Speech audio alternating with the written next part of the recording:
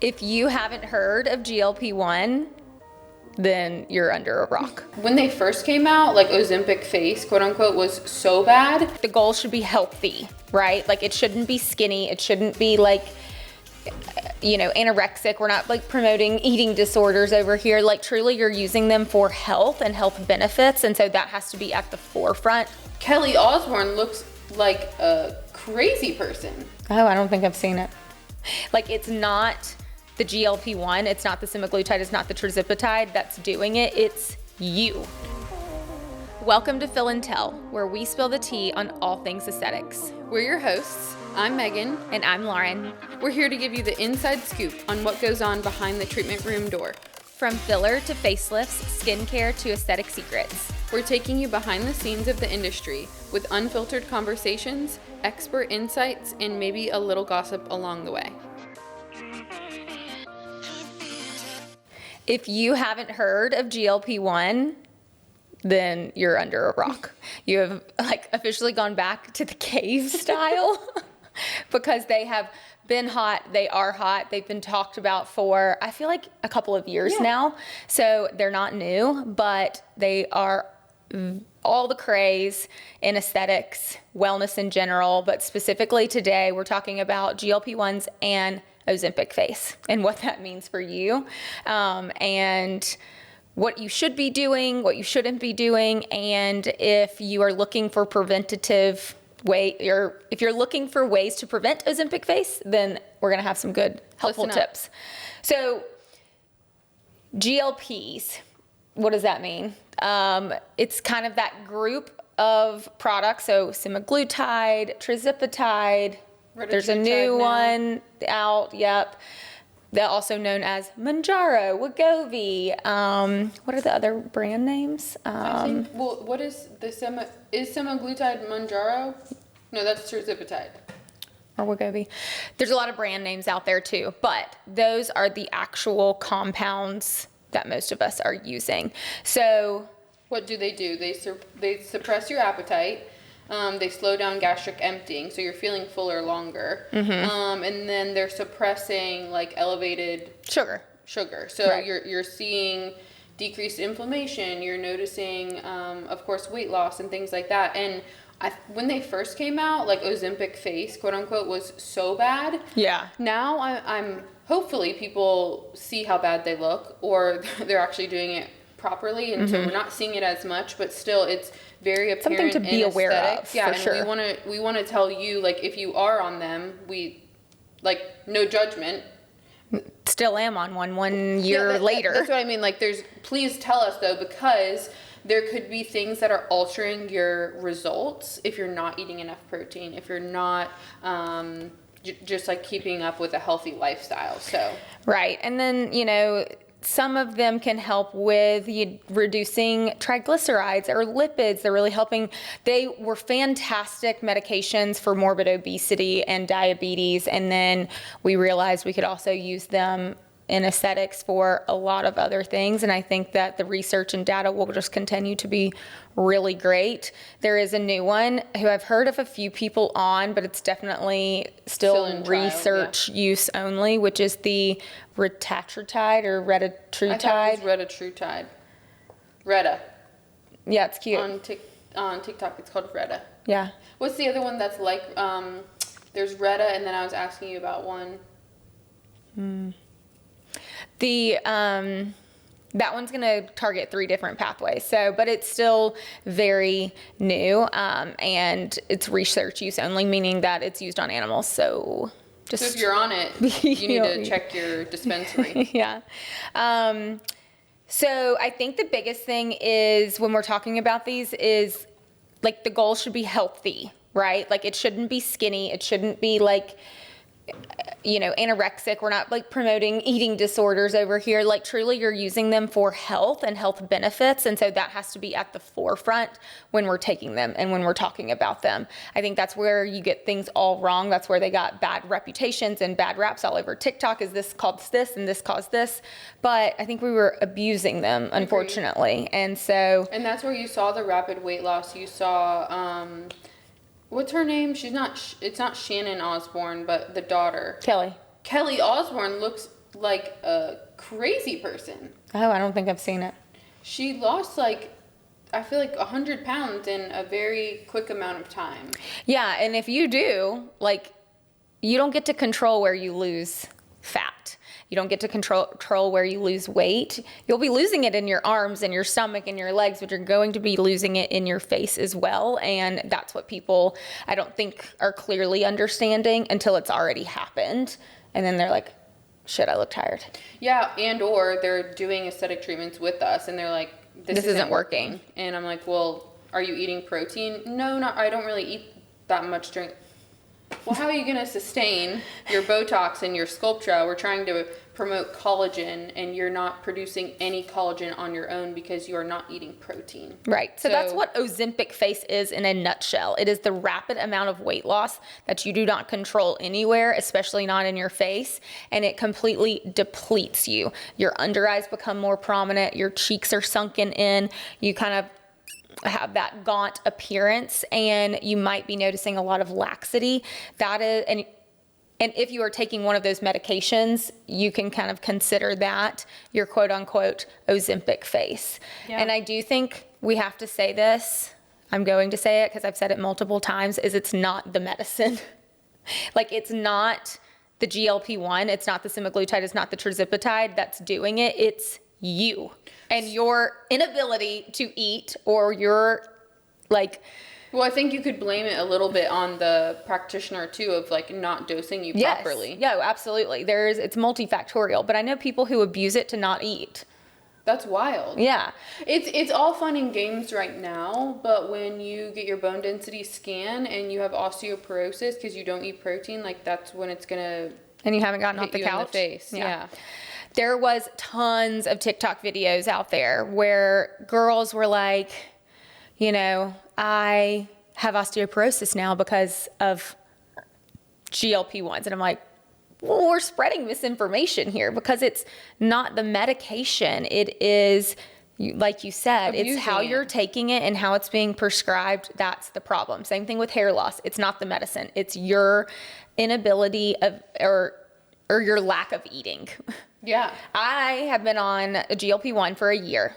I still take it probably once a month. I don't think I've lost any hair. I don't think my hair has changed. Well, because you're eating protein and you're working out. Exactly. And I'm not saying that like I'm the poster child for doing everything right, but I'm saying it's not the medicine. Mm-hmm. The medicine is not the problem. Right. And the first time you took it, you didn't eat, and I was like, okay, this is not okay, because we were at dinner and we got a steak and you weren't eating your steak, and you're like, I think my dose is too high. I mean, that was your first time doing it. Yeah. And then y'all quickly went back and decreased the dose, and then it's been fine ever since. But it's like having a practitioner too, same with injectables, that is listening to you, that knows what they're doing, how to dose it appropriately.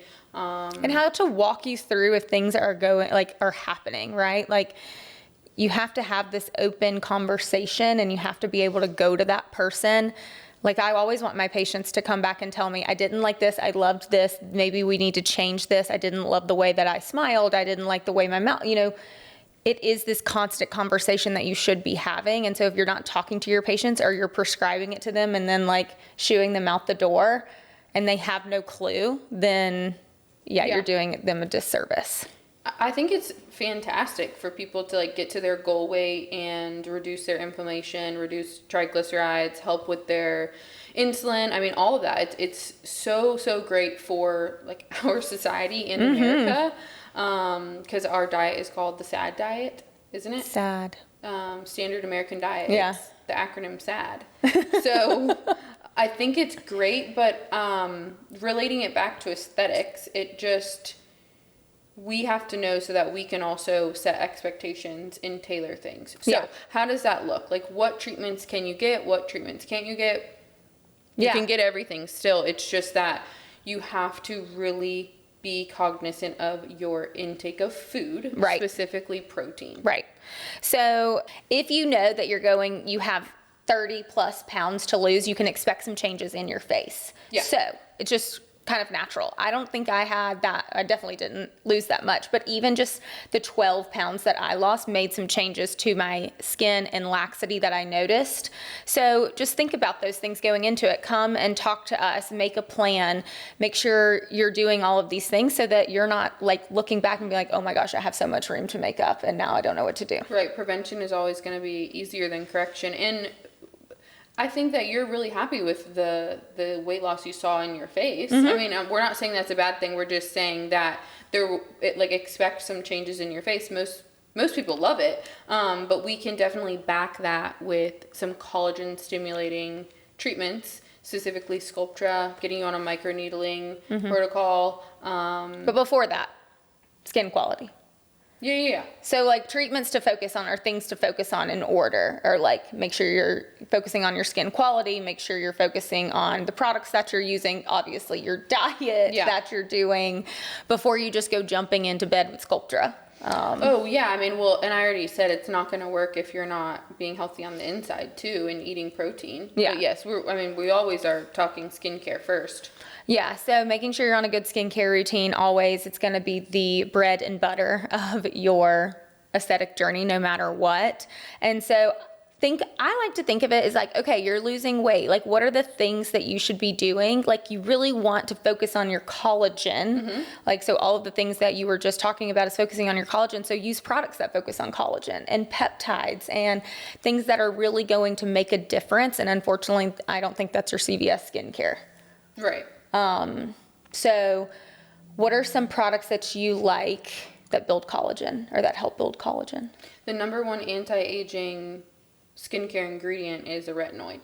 So I would say everyone, even if you're not on a GLP-1 and you're in your late 20s to early 30s, you should be on a retinoid. Yeah. Because I have patients that tell me, they've been on a retinoid since they got popular, and it's been 20 years. And you can tell the difference in their like skin quality, how good it is, because it's actually strengthening your dermis. And so that's a big one. I would say retinoids. And then I would also say like a growth factor serum, a peptide plated intense serum is, I think, amazing because it is going to be able to build collagen. It's your daily collagen builder treatment at home.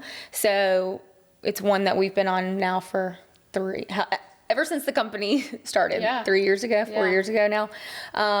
So that's a great one.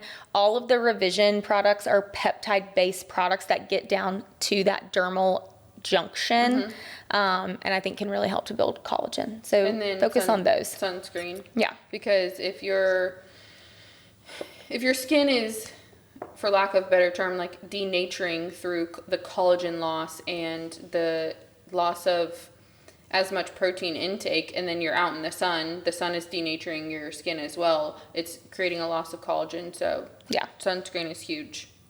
And then treatment wise, collagen banking, like replacing what you are already losing and then are going to be rapidly losing due to weight loss. So that's where microneedling and Sculptra have a huge component. But then again, they do go back to, if you're not eating well, Sculptra doesn't work. It won't work. So don't waste your money. Yeah. And high doses of these GLPs, I mean, like even low doses are naturally anti-inflammatory, and Sculptra works on an inflammatory pathway. So you kind of have to consider that. If you're on this rapid weight loss, I would probably say hold off until you're at a little bit more stable and do some other things. But, Yeah, but we have Radiesse, and Radiesse is a different pathway that's not going through an inflammatory process. True. So you could definitely always do a good that. option. That'll build a little bit of volume. If you're losing weight consistently and not rapidly, then we would rather you get in with us and us be replenishing collagen at the same time. Yeah. And so kind of a preventative thing. I think I'm always a little bit more careful with filler until you just get to a standard or like a goal weight. I just find that you're going to spend a lot of money and then you may feel like it all went away when you lose that next 10 or 15 pounds. And so we're going to be, not that you're not still going to have to use that much, but I just find that no matter how much I say, this is going to look like it all went away, but it's only because you lost more weight. Like, somebody is still going to come back and be like, that didn't last and I'm mad and whatever, X, Y, and Z. So I always say that to everyone, like post-pregnancy, losing weight, like get to a goal and like be within 5 to 10 pounds of your goal weight before you start doing those types of things. There's so many other things that you can do. And then protein resistance training. We love protein. We're meat girlies over here. I am though, actually. Well, now that we've both got our DEXA scan, our bones are good. Bones are good. So I think Lauren's a perfect example of like she just said she's been on a GLP-1 for the past year. She's done things very healthily. Healthily, is that a word? Yeah. With non-rapid weight loss, has gotten her resistance training in and been very consistent with that. I know you've been seeing it on the Insta stories every day. Yeah. Got my workout in. So she got her DEXA scan done a few weeks ago, and her T-score and Z-score, which is basically measuring your bone density, was in the excellent range. Yeah. And that's how we do it. Yep, folks. Absolutely. Excellence. So the resistance training part, though, I think is huge. And obviously that's been on the rise now in the wellness, if we're calling something trendy. I think that a lot more people are weight training and resistance training. They're lifting heavy. They're eating meat. It's really weird how society, like at one point, it was like, Pilates and vegetarian. Yeah, it's gone through so many phases, and I think what's in right now, which is stupid to say, but is like being healthy. Yeah. Hopefully. I think it's funny because losing weight and like, I don't know, I feel like we've gone through so many different trends when it comes to wellness, right? Like you were stick thin. There was like this anorexic weird era in the 90s or something. Then like maybe people were healthy, and then it was a big body positivity movement where we're kind of moving in the opposite direction. Now that's kind of swinging back. But it's interesting because I think everyone has said this, and maybe this is cheesy, but it is like the next phase or trend of wellness is like strength, because you can't buy it. You actually have to go do it and like work at it. And it's freaking hard to build muscle. It just brings in the longevity component of like, okay, maybe like we're young now, we're in our 30s, but when you're 50 and you haven't been strength training and your bones are brittle. Right. And you break your hip. You have metabolic disease, like then it won't be, you're not going to look back and be like, well, I'm glad I got that bikini pic. It's going to be like, dang, I wish I would have taken my health serious when I didn't have any chronic diseases. Yeah. So I think it's always going to go back to that, is just use them. They're great tools. They're amazing medicines. I think that they're going to continue to do wonderful things throughout so many aspects of medicine: endometriosis, PCOS, all these inflammatory like conditions that we have, fertility, like it's dementia. There's just so many places that these are going to be used. So we love them. We'll always encourage our patients to do what makes them feel best, but held to a safety standard, and that's what aesthetics is as well. Like we get the most joy from helping our patients feel confident and alive and just refreshed. And so again, there's trends that are good, and like Lauren said, it's here to stay, and I think that's great for like society as a whole. But if you have any questions regarding like when should I start my aesthetics treatments, I've just started a GLP-1, like let's create an annual plan. We can definitely help you with that, and we can strategically place things along the way so you don't feel like you're getting to us and having to correct everything. Yes. We can prevent and help you along. Right. And so the best way to do that is a consultation, getting an aura scan, like looking at your skin quality, looking at the volumetric changes of the face, taking pictures, keeping pictures on your phone so that you also can track and see like what are the changes that have been made. I always think that that's a great idea, and we would love to help you. All right. Book a consult, Tuesday.com. Toodaloo. Okay, we'll see you We'll see you next time. Night.